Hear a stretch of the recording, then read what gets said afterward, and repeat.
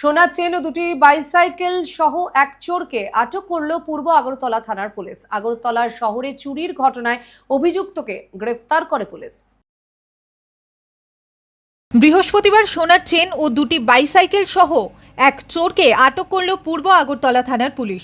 সূত্রের খবরের ভিত্তিতে অভিযান চালিয়ে অভিযুক্তকে আটক করা হয়। অভিযোগকারীর নাম সুবল কুমার দেব। পুলিশ সূত্রে জানা গিয়েছে, সুবল কুমার দেবের ঘর থেকে একটি সোনার চেন হঠাৎই নিখোঁজ হয়ে যায় চলতি সপ্তাহের বুধবার। তারপর পূর্ব আগরতলা থানার অভিযোগ দায়ের করলে তদন্তকারী দল গঠন করা হয়। এই তদন্তকারী দলের নেতৃত্বে ছিলেন উইমেন অফিসার কমলা রানী মোরা সিং। বৃহস্পতিবার গোপন সূত্রের খবরের ভিত্তিতে অভিযান চালিয়ে বড়সড় সাফল্য অর্জন করল এই পুলিশের দলটি। তারপরে ওনার যে চুরি যাওয়া যে চেনটা, সেই চেনটা যেটা মার্কেট ভ্যালু 5.5 লাখ টাকা, ওই চেনটা রিকভারি হয়েছে। তাছাড়া আমাদের আজকে আরেকটা রিকভারি হয়েছে আমাদের যে দুইটা, একটা ইলেকট্রিক বাইসাইকেল এবং আরেকটা দামি বাইসাইকেল, দুইটার দাম মোর দ্যান 50,000। দুইটা বাইসাইকেল আমরা রিকভারি করেছি এবং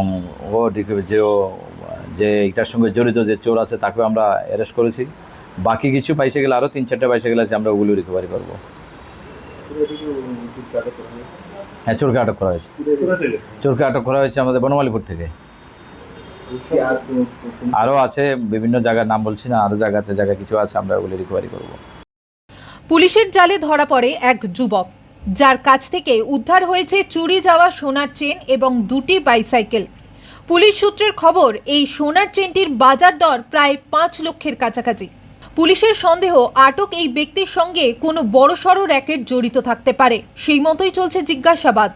পাশাপাশি অন্য কোনো গুরুতর তথ্য হাতে আসে কিনা এই ব্যক্তির মাধ্যমে তাও খতিয়ে দেখছে এই তদন্তকারী দল। চুরি যাওয়া সামগ্রী উদ্ধারের পাশাপাশি অভিযুক্তের বিরুদ্ধে আইনানুগ ব্যবস্থা নেওয়ার প্রক্রিয়াও শুরু করেছে পূর্ব আগরতলা থানার পুলিশ।